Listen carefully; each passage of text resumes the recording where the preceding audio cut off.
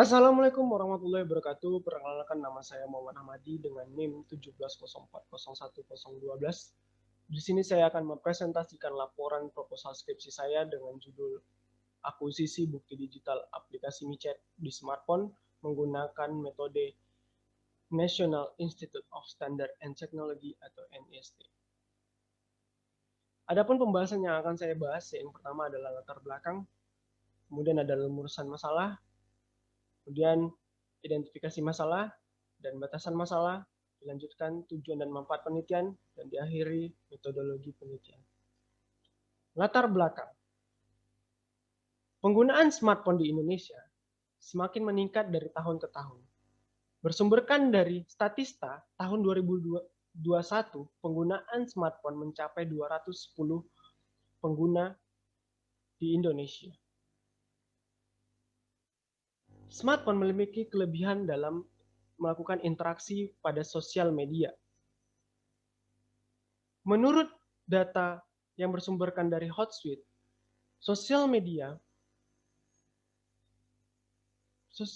penggunaan sosial media di Indonesia itu mencapai 170 juta pengguna dengan persentasi 61,8%. Dan yang aktif sosial media dengan mengakses di mobile phone atau smartphone itu mencapai 168,5 juta pengguna dengan persentase 99,1%. Selain smartphone memiliki kelebihan, smartphone juga berdampak negatif, yakni pada tindak kejahatan seperti cybercrime. Cybercrime adalah tindak kejahatan yang memanfaatkan teknologi informasi. Salah satu cybercrime yang memanfaatkan sosial media, yakni adalah prostitusi online.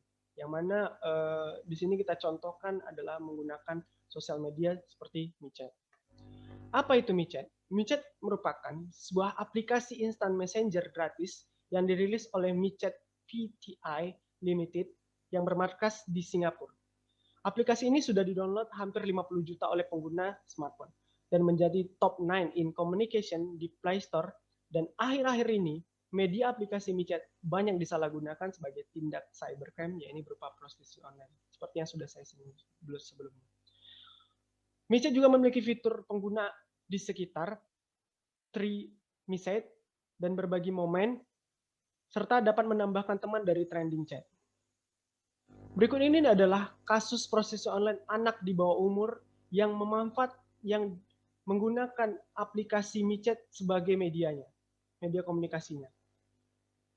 Nah, pada tanggal 6 Mei 2021, KPAI juga melakukan konferensi pers, di mana sebuah informasi yang kita dapat adalah dari 35 kasus yang dimonitor KPAI, 83% kasus prostitusi online, jumlah korbannya mencapai 234 anak. Nah, kita masuk ke berikutnya. Ketika seseorang melakukan cybercrime dan ditemukan sebuah smartphone yang ada di dalamnya menunjukkan bahwa seseorang tersebut melakukan cybercrime, smartphone ini dapat dijadikan barang bukti dan dilakukan identifikasi untuk membantu penegakan hukum di pengadilan. Permasalahan terbesar dalam proses pengambilan data adalah para pelaku menyembunyikan atau melakukan penghapusan barang bukti digital pada smartphone untuk menghilangkan barang bukti. Maka untuk itu, melakukan identifikasi terkait smartphone, penyidik melakukan digital forensik.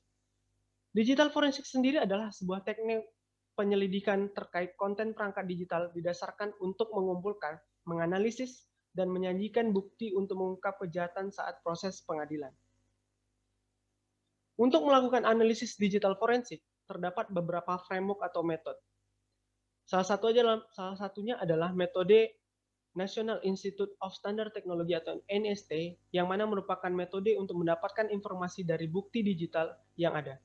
Proses investigasi forensik digital ini dilakukan melalui beberapa tahap, yaitu seperti collection, examination, analysis, dan reporting.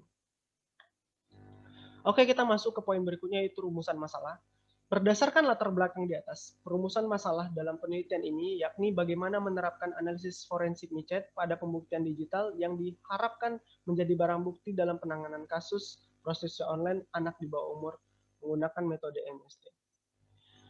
Kemudian identifikasi masalah. Di sini saya mendapatkan ada 2 poin untuk identifikasi masalahnya. Yang pertama adalah penyalahgunaan media sosial aplikasi micet sebagai media komunikasi pada kejahatan di dunia maya dalam kasus prostitusi online anak di bawah umur. Poin kedua yaitu sulitnya proses investigasi barang bukti yang telah dihilangkan oleh si pelaku cybercrime. Baik, ke poin berikutnya yaitu tujuan dan penelitian. Untuk tujuan sendiri terdapat 2 poin. Poin pertama adalah mendapatkan bukti digital pada aplikasi micet untuk dijadikan bukti-bukti kejahatan sesuai dengan konsep forensik digital. Poin kedua yaitu untuk menganalisis bagaimana alur kasus prostitusi online yang berjalan melalui jaringan micet sebagai salah satu proses dalam tahapan pembuktian digital. Untuk manfaat penelitiannya sendiri ada 3 poin di sini. Yang pertama adalah menambahkan pengetahuan tentang investigasi media sosial micet untuk membantu pihak yang berkepentingan mengungkap kasus kejahatan digital yang menggunakan aplikasi micet sebagai sarana komunikasinya. Poin kedua yaitu memberikan rekomendasi penelitian lanjutan untuk mendapatkan bukti digital dalam kasus forensik digital yang lainnya. Kemudian poin terakhir yaitu penelitian ini dapat digunakan untuk sebagai bahan pertimbangan alternatif bagi penyidik saat melakukan penyidikan terkait digital forensik. Oke, kita masuk ke poin berikutnya yaitu metodologi penelitian. Untuk alur penelitiannya sendiri itu terdiri dari 4 tahapan. Yang pertama adalah perumusan masalah, tahap kedua ada persiapan penelitian, tahap ketiga adalah analisis bukti digital menggunakan metode NST, kemudian tahap terakhir atau tahap keempat adalah validasi dan menyusun hasil penelitian. Untuk alur penelitiannya sendiri saya buat sebuah flowchart-nya yang mana dimulai. Ini adalah proses pemulainya, kemudian dilanjutkan oleh perumusan masalah. Ketika sudah selesai melakukan perumusan masalah, kita akan melakukan persiapan penelitian. Nah, persiapan penelitian di sini terdiri dari 3 poin, yaitu literatur review. Setelah kita sudah melakukan literatur review, kemudian kita mempersiapkan alat dan bahan. Nah, setelah melakukan persiapan alat dan bahan, kita lanjut ke skenario kasus dan implementasi. Nah, jika sudah selesai melakukan persiapan penelitian, kita lanjut ke tahap berikutnya yaitu melakukan analisis data forensik menggunakan metode NST. Nah, di sini terdapat 4 tahapan. 4 tahapan metode NST tersebut. Yang pertama adalah akuisisi bukti digital atau collection, kemudian dilanjutkan examination bukti digital atau examination, kemudian dilanjutkan analisis bukti digital atau analis. Untuk tahap terakhir NST yaitu laporan bukti digital atau reporting. Ketika analisis data forensik menggunakan metode NST sudah selesai, kita masuk ke validasi. Kemudian baru kita melakukan menyusun hasil penelitian. Kemudian selesai. Untuk poin pertama adalah perumusan masalah. Seperti yang sudah kita singgung di bab pertama tadi, permasalahan yang diangkat pada penelitian ini adalah menganalisis data forensik aplikasi micet pada smartphone dalam kasus prostitusi online anak di bawah umur untuk menggunakan metode NST. 2. Persiapan penelitian. Nah, untuk persiapan penelitian sini terdiri dari 3. Yang pertama adalah literatur review.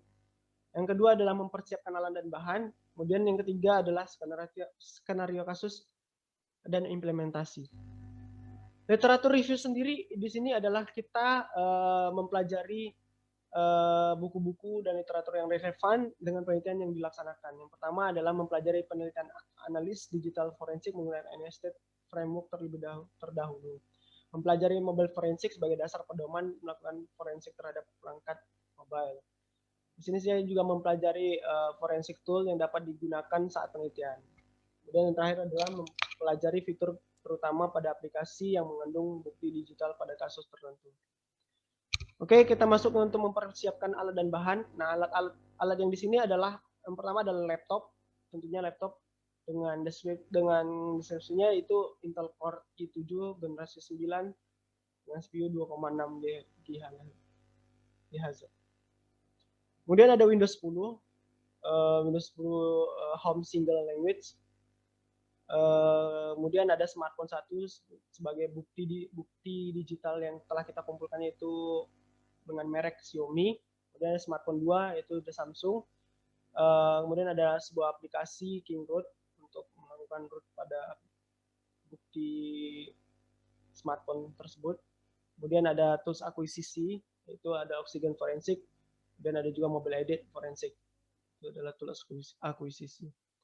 Nah, untuk skenario kasus dan implementasinya sendiri itu terdiri dari 2 orang yang menggunakan 2 smartphone yang saling melakukan transaksi praktik prostitusi online. Seorang mucikari yang menjajakan perempuan, yakni anak di bawah umur, dengan menggunakan smartphone Android melalui aplikasi MiChat.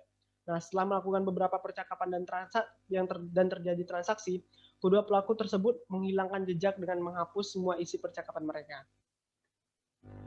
Nah, masuk ke poin 3, yaitu analisis bukti digital menggunakan metode NST. Nah, untuk tahapan pertama yaitu akuisisi bukti digital atau collection merupakan tahap awal dalam metode NST. Nah, ini tahap ini adalah tindakan untuk pengamanan barang bukti. Yang pertama, tahapan melakukan koleksi, identifikasi, rekaman, dan atau pengambilan data dari sumber data yang relevan sesuai dengan prosedur untuk menjaga integritas data. Pada tahap pengumpulan bukti ini, yang kita dapatkan ini adalah dua smartphone dengan merek Xiaomi dan Samsung, dan masing-masing memiliki spesifikasi yang berbeda. Tahap berikutnya itu examination bukti digital atau examination. Dengan tujuan dari proses examination ini adalah mengambil serta menganalisis bukti digital yang ada. Nah, ekstrak di sini mengacu pada proses pemulihan data digital yang diperoleh atau recovery informasi dari suatu media forensik. Dua tools forensik yang digunakan sebagai alat akuisisi pada tahap examination ini adalah Oxygen Forensic dan Mobile Edit Forensic. Hasil dari masing-masing tools ini dapat menghasilkan bukti yang sama. Oke, masuk ke poin berikutnya yaitu analisis bukti digital atau analis. Tahap analis di sini merupakan tahap untuk menganalisis atau tahap untuk melihat hasil dari tahap examination yang sebelumnya secara detail untuk mendapatkan bukti digital pada barang bukti. Nah, untuk hasilnya sendiri bisa berupa data akun MiChat, nomor handphone, daftar kontak, pesan teks, gambar, dan video. Kemudian ada laporan bukti digital atau reporting. Nah, pada tahap ini merupakan tahap pembuatan laporan berupa data-data yang kita dapatkan dari tahapan-tahapan sebelumnya dan presentasi keberhasilan alat forensik dalam melakukan ekstraksi pada saat kita melakukan akuisisi barang bukti tersebut. Oke, masuk ke poin validasi. Nah, validasi ini kita melakukan hasil tes forensik setidaknya di mana bukti forensik tersebut harus reproducible, dapat diulang kembali, dan reproducible, dapat diproduksi kembali untuk menguji validitas hasil forensik dan dapat digunakan sebagai barang bukti. Oke, untuk itu sekian hasil presentasi saya mengenai akuisisi bukti digital menggunakan aplikasi MiChat menggunakan metode NST tersebut. Apabila ada yang salah, saya mohon maaf. Wabillahi taufiq wal hidayah. Wassalamualaikum.